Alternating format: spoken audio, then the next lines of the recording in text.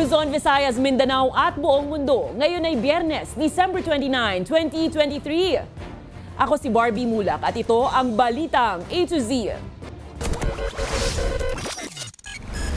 Bagamat nagbukas sila, ang sabi nila pwede tayong bumiyahe mula January 1 hanggang 31. Pero ito ay bahagi lamang ng procedure ng LTFRB. Sa napipintong December 31 deadline ng PUV Modernization Program, manibela at piston muling nanawagan sa pagbasura nito. Pero LTFRB nagbaba ng memo. Mga hindi pa nagpapa-consolidate, papayagan pa ring mamasada hanggang katapusan ng Enero. We anticipate an emergency with potentially 10 to 50 casualties. Bilang paghahanda sa dagsa ng mga pasyente, mga pagamutan sa bansa naka-code white na. Hindi naman natin sinasabi na ayaw natin sa fireworks. Ang ayaw natin is yung fireworks na sa bahay, sinisindihan. Mga lungsod sa Metro Manila, kanyang paghihigpit laban sa pagpapaputok sa pagsalubong sa 2024. At dahil sa pagtaas ng kaso ng COVID-19 at malatrang kasong sakit, Quezon Province muling nagpatupad ng mandatory face mask.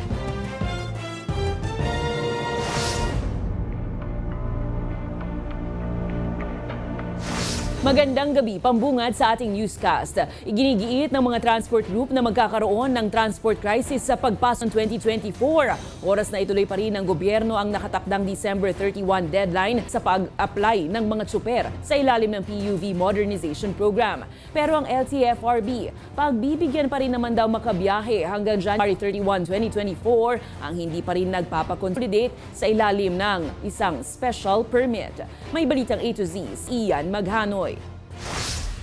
2 araw bago ang December 31, 2023, ang itinakdang deadline ng gobyerno sa mga tsuper upang mag-apply ilalim ng PUV Modernization Program, muling tumulak pa Mendiola Peace Arch sa Maynila ang transport groups na manibela at piston.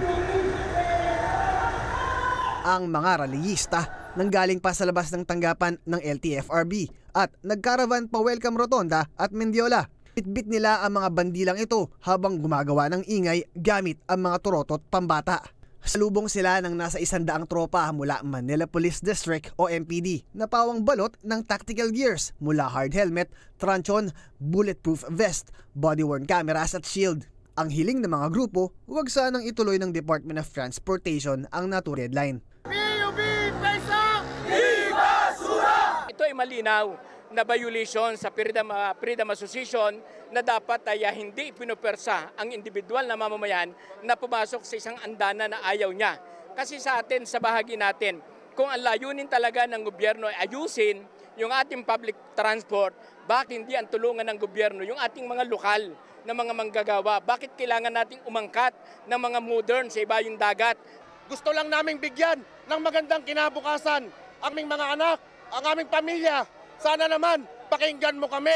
Suspindihin natin itong omnibus franchising guidelines. Ibasura natin ito. Upuan natin ito. Maraming paraan para tayo ay sumulong dito sa modernization. Pero alinsunod sa ibinabang memorandum ng LTFRB, ang mga tsuper na hindi pa rin nagpapakonsolidate sa ilalim ng PUV Modernization Program ay papayagan pa rin makapamasada hanggang katapusan ng Enero 2024. Yung pong mga unconsolidated po doon, will be given a special permit until January, end of January, para po mabigyan po ng pagkakataon si LTFRB na makapag-issue ng special permit doon sa mga adjacent routes na pwedeng tumakbo doon sa atin po mga routes may mga unconsolidated units. Gayunpaman, giit ng transport groups, hindi ito sapat para masiguro ang hanap buhay ng mga tsuper, partikular na sa mga nasa Metro Manila na may pinakamalaking bahagi ng mga hindi pa rin nagpapakonsolidate. Sana ay mapakinggan pa rin tayo ng Korte Suprema at maglabas ng kadyat na TRO o injunction para po magpatuloy ang hanap buhay ng ating mga driver at operator. Kapag hindi tayo pinayag na makapag-renew ng ating prangkisa, ang effect niyan, pagdating po ng January, ay magkakaroon po tayo ng malaking transport crisis. Bagamat nagbukas sila, ang sabi nila pwede tayong bumiyahe mula January 1 hanggang 31. Pero ito ay bahagi lamang ng procedure ng LTFRB. Gitna ng protesta, nagtayo ng 2 kubol ang ilan sa tapat ng fast food chain na ito. Pero hindi ito nakalusot sa MPD. Agad itong pinabaklas ng pulisya.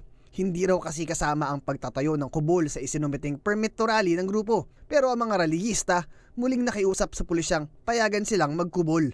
Tatapusin lang po natin Yun nga lang, katulad ng kanilang panawagan ukol sa PUV modernization, wala lang ibang magawa kundi ang sumunod na baklasin ng kubol nang pumorma na ang tropa. Una nang iginiit ng LTFRB na hindi magkakaroon ng transport crisis sa susunod na taon dahil sa tulong ng ibang available na modes of public transportation. Para sa Balitang A to Z, Ian Maghanoy.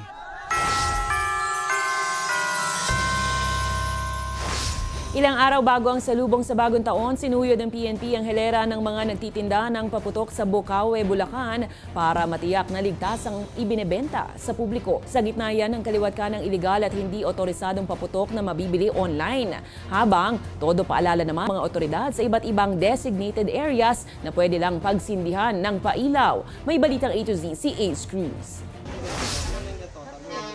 Tumaas na hanggang 30% ang presyo ng ilang paputok at pailaw sa Bocaue sa Bulacan ilang araw bago magpalit ang taon. Pero hindi nito napigilan ang ilan na mag-last minute shopping ng mga pampaingay at pailaw sa bisperas. Magbabawas na lang ng konti, hindi na katulad dati. Hindi na ganun karami. Para matiyak na ligtas sa mga binibenta, sinuyod ni PNP Chief Benjamin Acorda Jr. at Bulacan Governor Daniel Fernando ang hilera ng mga paputok vendor sa Bocaue. Wala naman nasitang irregularidad pero may paalala mga otoridad kontra sa mga nagtitinda ng paputok online. Kasama sa mga efforts natin dyan ang law enforcement, yung mga entrapment operation. Kaya yung mga nagbebenta ng mga illegal line, ingat lang po. Napakadali pagka mga nag-deliver lang madali, hindi natin may inspect kung ano yung dala nung nagde-deliver, kung pagkain ba yun o paputok ba yung dala.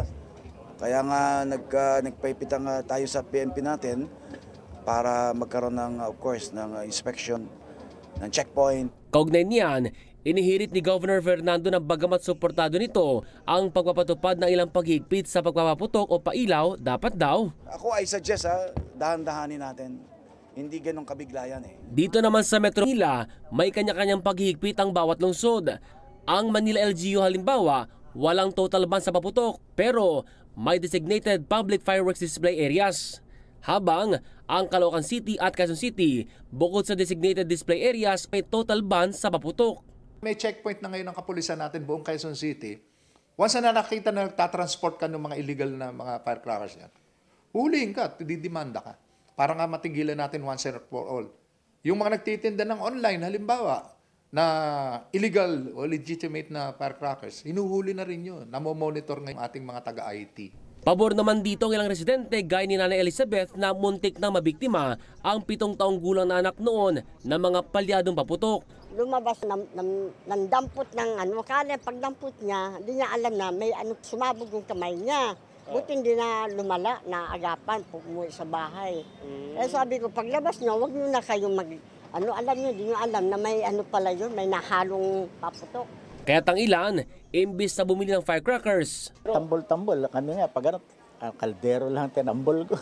Nakakatakot kasi na magkasunog, kailangan sa labas lang. Para naman mahikayat ang publiko na huwag na magpaputok, may ilang fireworks display na nakalinya sa iba't ibang malls sa NCR. Pabonggan din ang mga nakalinyang New Year's countdown parties ng mga lokal na pamahalaan. Ang target namin talaga mga 20,000 pero tingin ko magkakaroon ng baka mag-exceed hanggang 30,000. Medyo makuha natin yung target namin. Ang marching orders ni Mayor, kailangan bobongga tayo pero siguruhin natin na safe at secured yung mga tao dyan. Kaya nga deployment namin, marami. Tapos yung police, binilinin din niya.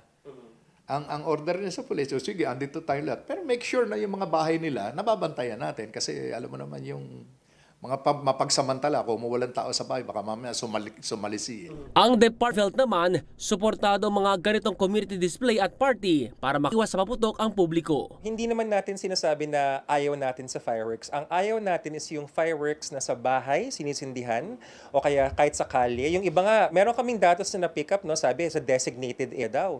Pero kahit designated area, naapektuhan pa rin yung mata at ang naapektuhan, hindi yung nagsindi nung quitis. Actually, quitis yung involved eh. So, hindi ko alam, baka lumipad yung quitis or baka sumabog. Pero ang alam namin sa datos is kawawa na apektuhan kahit hindi siya yung nagsindi. Para sa Balitang A to Z, Ace Cruz. Ng pambansang pulisya ang mga service firearms ng bawat pulis ngayong pagsalubong ng 2024. Ito'y ayon kay PNP Chief Benjamin Acorda Jr. bilang mensahe sa publiko na responsable ang kanilang hanay sa pagtitiyak ng ligtas na bisperas. Mababatid na taunang sineselyuhan ang service firearms ng mga pulis para matiyak na walang nagpapaputok ng baril o walang masasangkot sa indiscriminate firing. Pinaubayan naman ni Acorda sa field commanders na paalalahanan ang mga tauhan nito. Pagit kasi yung premise na rin, nagmamakaso ang presumption dyan is may tendency ang police na magbabiolate. So we want to remove that image and sana nagkakaisa tayo, remove that practice of placing the masking tape and we will tell to the people that kahit wala yan, talagang tayo susunod at professional at hindi nagpapaputok discriminately during New Year.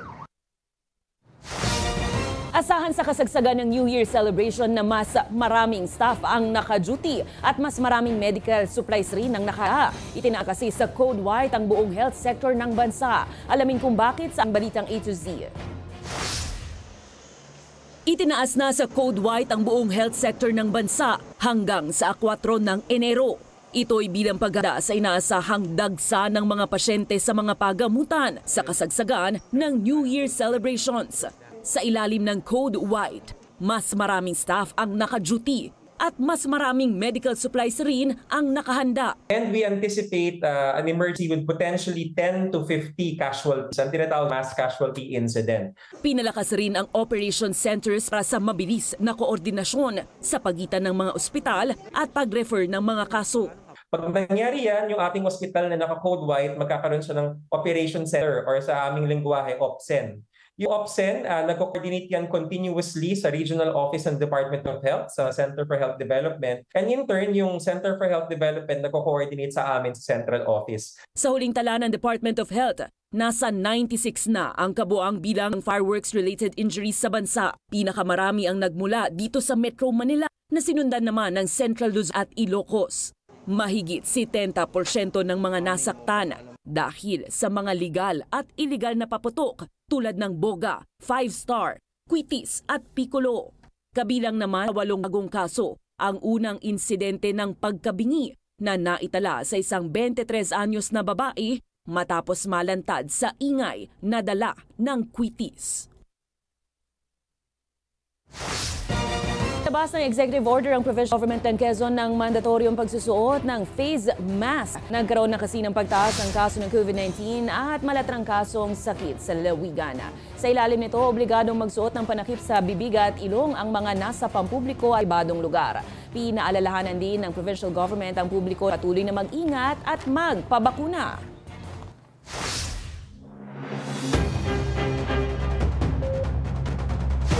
Good news naman mga ka-A to Z, magkakaroon ng bawas presyo sa produktong petrolyo sa pagpasok ng bagong taon. Ayon sa Department of Energy, posibleng magkaroon ng 35 centavos na bawas singil sa kada litro ng diesel, 1 peso mahigit naman sa kada litro ng kerosene. Habang sa gasolina, posibleng magkaroon ng tapyas ng 13 sentimo. Paliwanag ng ahensya, ilan sa mga dahilan ng bawas presyo ay ang pagbupa ng concern ng shipping disruption sa Red Sea at ang mataas na produksyon ng langis ng Russia. Sa iba pang balita, aabot sa nagkakahalagang 1.16 trillion pesos ang pamumuhunan na inaprubahan ng Board of Investments ng Department of Trade and Industry ngayong 2023. Pinakamataas nakalipas na 56 na taon. Sinundan ito ng 1.14 trillion peso record noong 2019. Ayon kay Trade Undersecretary Seferino Rodolfo, nakaambag sa pagtaas ng investment ang foreign trips ni Pangulong Ferdinand Marcos Jr. Mayorya ng mga naaprubuhang pamumuhunan ay para sa digitalization at renewable energy. Inaasahang bubuo ito ng hanggang sa 200,000 direktang employment para sa mga Pinoy. Ang ating Board of Investments, ang naitala ho nating approved investments, ito yung talaga nag-apply na sa atin. So hindi lang ho ito yung gumagawa ng study pa, pero ito yung talaga nag-apply na at nagpa-approve ng kanilang mga projects dito sa Board of Investments. For the year 2023 po, umabot tayo 1.16 trillion pesos. Yan po ang pinakamalaking investment approval ng BOI in our 56-year history. Umaasa ang direktor ng pelikulang Gumburza na si Pedro Jocno na magiging mitsa ang kanyang pelikula upang makatulong pa sa pag-aaral ng kasaysayan ng bansa. Ayon kay Jocno, bagamat mahigit isang siglo nang nakalipas nang mangyari ang naturang pagyayari, may dala pa rin itong mensahe sa makabagong panahon. Dagdag pa nito, plano din nilang itampok ang nasabing pelikula sa mga paaralan sa buong bansa at maging sa labas ng Pilipinas. It was a unifying event for us, and that's what you see in the film. And I think that message of coming together, also coming together in the face of injustice and inequality, coming together against injustice and inequality is a message that's still relevant today. Bilang paggunita sa Rizal December 30, binigyang pugay ng Department of National Defense ang naging kabayanihan Dr. Jose Rizal. Sa inilabas na pahayag na ahensya, ipinunto nito ang naging katapangan para mapalaya sa pang-aabuso ang bansa gamit ang sin ng pagsusulat. Sa huli, nanawagan ang DND sa publiko na isabuhay ang katarungan at pag-asa na iniwan ni Rizal.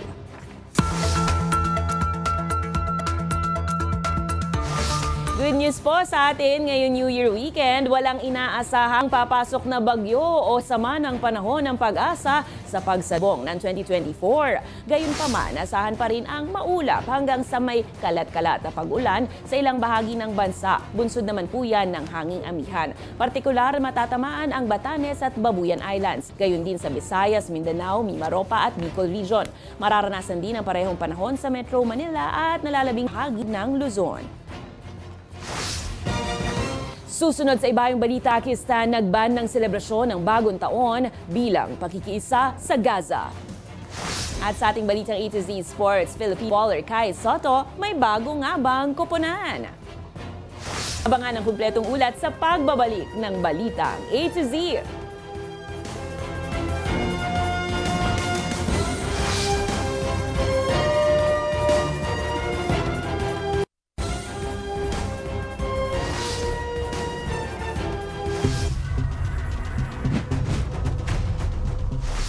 Para tiyaking hindi maulit ang nangyaring aberya noong January 1, 2023 sa NAIA. Ininspeksyon ni Transmission Secretary Jaime Bautista, Communications, Navigations, Surveillance, Air Traffic Management ng CAAP ngayong araw. Ayon kay Bautista, ito ay para matiyak na maayos ang mga kagamitan sa CNSAM at ang Uninterruptible Power Supply o UPS sa tuloy-tuloy na operasyon ng air traffic control sa bansa. Habang binisita rin ng kalihim ang Philippine Aeronautical Rescue Coordination Center sa loob ng CAAP para naman masiguro na handa ang search and rescue operation sakaling magkaroon ng anumang aksidente sa himpapawid. Itinaas na ng CAAP sa heightened alert ang kanilang 45 paliparan para sa nalalapit na bagong taon. Namahang Manila North Harbor Port ng pagkain sa 100 pasahero sa Manila North Port Passenger Terminal ngayong araw. Ayon sa Philippine Ports Authority, ito'y parte ng Oplan Biyaheng Ayos 2023 para matiyak na nasa maayos na kalagayan ng mga pasahero. Bukod sa ipinamigay na tsamporado, namigay rin ang ahensya ng 50 kutsyon sa mga pasahero na PWD, senior citizen at mga bata. Para masiguro na may biyahe, pinapaalalahanan ng PPA na makipag-ugnayan muna sa mga shipping lines bago magtungo sa mga pantalan.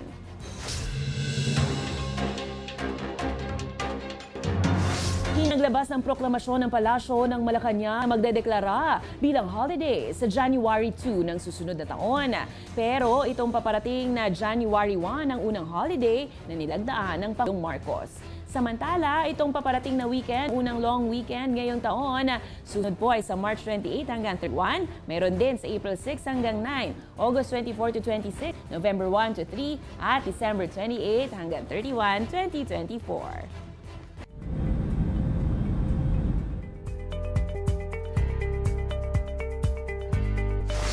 Pinagbabawal ngayon sa Pakistan ang selebrasyon sa pagsalubong ng bagong taon bilang pagkikiisa sa mga Palestinong biktima ng gyera sa Gaza. Hinikayat ni Prime Minister Anwar ul-Haq Kakar ang mga kababayan nito magkaroon ng siling pagsalubong sa 2024. Patuloy kasi ang pag-atake ng Israel Defense sa Gaza sa kabila ng pagdaan ng Pasko. Mapag-aalamang target ni Israeli Prime Minister na tugisin ang Hamas militant group, kabila yan ng mga panawagang magkaroon ng tigil putukan. Sa bagong taon, may bagong koponan ng Filipino bowler na si Kai Sotto. Formal na ngang nakalipat ang 7-footer na sentro mula sa Hiroshima Dragonflies papuntang Yokohama B Corsairs. Para yan sa nalalabing bahagi ng Japan B-League season 2023 to 2024. Hindi pa nakakalaro Sotto para sa Dragonflies ngayong season dahil sa back injury. Pero nung nakaraang taon ay nasa naman ito ng average na 19 na minuto kada laro na may 8.9 points at 6.1 rebounds. Sa ngayon, nagsimula na mag-ensayo si Kai at open arms naman itong winelcome ng Team Yokohama. Message to the fans of Yokohama B Corsairs. I'm here now in Yokohama. Been practicing with the team. I'm very excited to go out there and play these games. So hope to see you. Hope to see everybody all out support, and we'll play our best and win more games. Let's win the game. Go B Cors! Susunod sa Balitang Showbiz, anak ng celebrity couple na si Jessie Mendiola at Luis Manzano nagdiwang na ng first birthday. Manatiling nakatutok, kayo ay nanonood ng Balitang A to Z.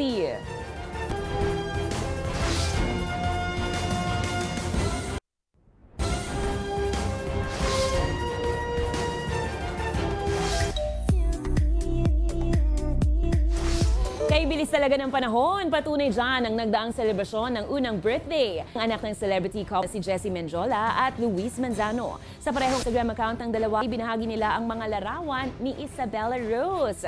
Inilarawan ni Jessie na blessing ang pagdating sa kanyang buhay ng kanilang anak at hindi nito kayang isipin na mabuhay kung wala ito sa kanyang buhay. Para naman kay Luis, si Isabella Rose ang nagbigay ng kahulugan at nagbago sa kanilang buhay at sabay iwan ng mensaheng mahal na mahal nila ang anak. Happy birthday! Kung mga adult, maraming hiling at nais matanggap ngayong Kapaskuhan. Ang mga batang may busila na puso naman. Tunay ngang mababaw lang ang kaligayahan at kontento na at nagpapasalamat sa anumang regalong natatanggap. Panoorin to. High five! Kinchana! Kinchana! Kumulangan rasa sakit. Rasa sakit.